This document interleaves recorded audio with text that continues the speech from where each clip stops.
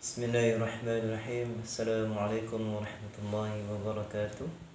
Nahmaduhu wa nusalli wa nusallim ala rasulihil karim wa ala alihi wa sahbihi ajma'in. Amma ba'd. Tuan-tuan yang dimuliakan oleh Allah Subhanahu wa taala, kita dengarkan lagi tentang bagaimana hadis Nabi sallallahu alaihi wasallam tentang keutamaan Al-Qur'an. Keutamaan surat Al-Fatihah. Bismillahirrahmanirrahim. An Abdul Malik bin Umair mursalan qala Rasulullah sallallahu alaihi wasallam fil Fatihatil kitab syifa'un min kulli da'. Dari Abdul Malik bin Umar secara mursal, baginda Rasulullah sallallahu alaihi wasallam bersabda, dalam surat Al-Fatihah terdapat obat untuk segala macam penyakit. Dari Abdul Malik bin Umair secara mursal, baginda Rasulullah SAW bersabda, dalam surat Al-Fatihah terdapat obat untuk segala macam penyakit. Hadis riwayat Darimi Baihaqi dalam kitab Syu'abul Iman. Sangat banyak hadis Nabi yang menerangkan keutamaan surat Al-Fatihah. Di antaranya diriwayatkan bahwa suatu ketika seorang sahabat sedang sholat, lalu baginda Nabi SAW memanggilnya. Karena ia sedang sholat, maka ia tidak menjawab. Setelah selesai sholat, ia menghadap baginda Nabi SAW, lalu beliau SAW bertanya, "Mengapa kamu tidak menjawab panggilanku?" Maka ia beralasan karena sedang sholat. Maka baginda Nabi SAW bersabda, "Bukankah Allah Subhanahu wa ta'ala telah berfirman, A'udzubillahi minasyaitonir rajim, Ya ayyuhalladzina amanu istajibu lillahi walir rasuli idza da'akum." Yang artinya, wahai orang-orang beriman, penuhilah seruan Allah Ta'ala dan seruan Rasulullah apabila menyeru kamu. Quran Surat Al-Anfal ayat 24. Kemudian beliau sallallahu alaihi wasallam bersabda, "Aku akan beritahukan kepadamu satu surah yang sangat agung di dalam Al-Quran, yaitu surah Al-Hamd 7 ayat.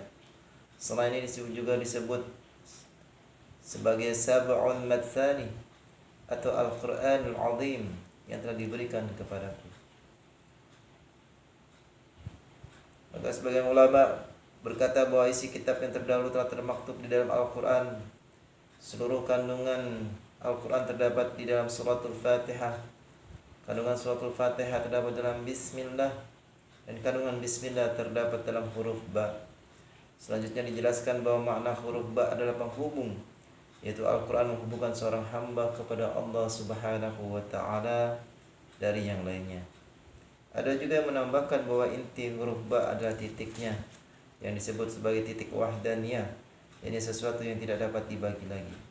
Maka sebagian ulama berpendapat bahwa ayat Iyyaka na'budu wa iyyaka nasta'in, hanya Engkaulah yang kami sembah dan hanya Engkaulah yang kami sembah dan hanya kepada Engkaulah kami memohon pertolongan.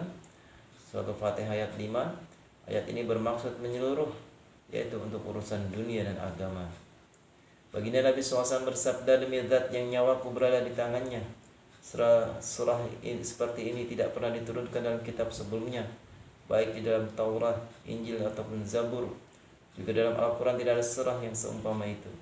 Sebagian ulama menyatakan bahwa apabila Al-Fatihah dibaca dengan penuh keimanan dan keyakinan, maka akan jadi obat bagi setiap penyakit, baik penyakit duniawi ataupun agama, lahir ataupun batin.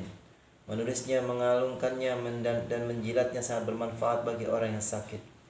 Dalam kitab-kitab sahih dijelaskan bahwa para sahabat radhiyallahu anhum ajmain pernah membaca suratul Fatihah lalu meniupkannya kepada orang yang terkena gigitan ular atau kalajengking, juga kepada orang-orang yang pingsan ataupun gila. Dan Nabi sallallahu alaihi wasallam telah mengizinkan hal tersebut. Diriwayatkan bahwa baginda Rasulullah SAW pernah membaca suratul Fatihah lalu meniupkannya kepada Sa'id bin Yazid dan menyapukannya dengan air liur di tempat yang sakit. Riwayat yang lainnya menyebutkan barang siapa yang hendak tidur lalu membaca suratul Fatihah dan Al-Ikhlas lalu ditiupkan ke seluruh tubuhnya, maka ia akan selamat dari segala bahaya kecuali kematian. Dalam riwayat yang lain dijelaskan bahwa pahala membaca surat Al-Fatihah adalah seperti pahala 2/3 Al-Quran. Dalam hadis yang lain beliau SAW bersabda, aku diberi 4 perkara dari khazanah arsy ilahi yang tidak pernah diberikan kepada siapapun, yakni Al-Fatihah, Ayatul Kursi, dan ayat-ayat terakhir surah Al-Baqarah dan suratul Al-Kautsar. Dari Hasan Basri rahmatullah alaih, baginda Nabi SAW bersabda, barang siapa membaca Al-Fatihah, maka seolah ada yang membaca surah, membaca Taurat, Zabur, Injil, dan Al-Quran yang mulia. Sebuah riwayat menyebutkan bahwa iblis menangis jengkel dan menaburkan debu ke atas kepalanya dalam 4 peristiwa. Yang pertama ketika ia dikutuk, yang kedua ketika ia dicampakkan dari langit ke bumi, yang ketiga ketika Nabi Muhammad SAW diangkat menjadi nabi, yang keempat ketika surat Al-Fatihah diturunkan. Sya'bi rahmatullah alaih meriwayatkan bahwa seorang telah mendatanginya dan mengadukan pinggangnya yang sakit. Sya'bi berkata, bacalah asasul Quran, lalu tiupkanlah ke tempat yang sakit. Orang itu bertanya, apakah asasul Quran itu? Sya'bi menjawab, yakni suratul Fatihah.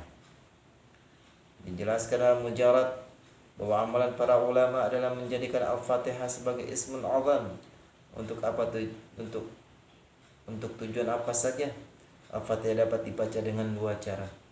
Yang pertama, membaca Al-Fatihah di antara salat subuh, salat sunnah subuh, dan fardu subuh dengan menyambungkan mim akhir Bismillahirrahmanirrahim dengan lam Alhamdulillah sebanyak 41 kali selama 40 hari.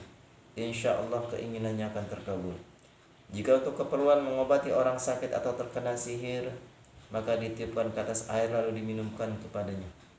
Yang kedua, membaca suratul Fatihah pada hari Ahad pertama, permulaan bulan antara salat sunat subuh dan fardu subuh, tanpa menyambungkan huruf mim akhir Bismillah dengan lam Alhamdulillah sebanyak 70 kali. Kemudian setiap harinya dibaca pada waktu yang sama, setiap harinya dikurangi 10 kali, sehingga pada hari ke-7 tinggal dibaca 10 kali. Jika tujuannya telah tercapai pada permulaan bulan, maka cukuplah dalam membacanya. Jika belum, maka diulang pada bulan kedua hingga bulan ketiga. Lalu tulislah Al-Fatihah di mangkuk porselen atau tembikar dengan air mawar, kasturi, dan minyak za'faran. Lalu diberi air, kemudian diminumkan kepada si sakit selama 40 hari. Dan hal ini mujarab untuk menyembuhkan penyakit yang sudah lama. Sedangkan untuk sakit gigi, sakit kepala, dan sakit perut, cukup dengan 7 kali membaca Al-Fatihah lalu ditiupkan ke tempat yang sakit. Semua ini dijelaskan dan dikutip secara ringkas dari kitab Madzahirul Haqq. Dalam Sahih Muslim disebutkan sebuah hadis dari Sayyidina Ibnu Abbas radhiyallahu anhuma, bahwa ketika Jibril alaihissalam duduk di samping baginda Nabi sallallahu alaihi wasallam, tiba-tiba ia mendengar suara dari atas. Maka Sayyidina Jibril mengangkat kepalanya lalu berkata, ini adalah pintu langit terbuka yang belum pernah terbuka kecuali pada hari ini. Lalu dari pintu itu keluar para malaikat. Maka Jibril berkata, ini adalah malaikat turun ke bumi yang tidak pernah turun kecuali hari ini. Malaikat itu memberi salam dan berkata kepada baginda Nabi SAW, bergembiralah karena ada 2 nur yang diberikan kepadamu dan belum pernah diberikan kepada seorang nabi pun sebelum engkau, yaitu suratul Fatihah dan beberapa ayat terakhir surah Al-Baqarah. Tidaklah engkau membaca keduanya satu huruf pun kecuali nur itu diberikan kepadamu. Kedua surah ini disebut nur karena pada hari kiamat akan berjalan di hadapan para pembacanya untuk menerangi jalan mereka. Masya Allah. Alhamdulillah, Allah subhanahu wa ta'ala. Telah kita dengarkan hadis baginda Nabi SAW tentang keutamaan suratul Fatihah.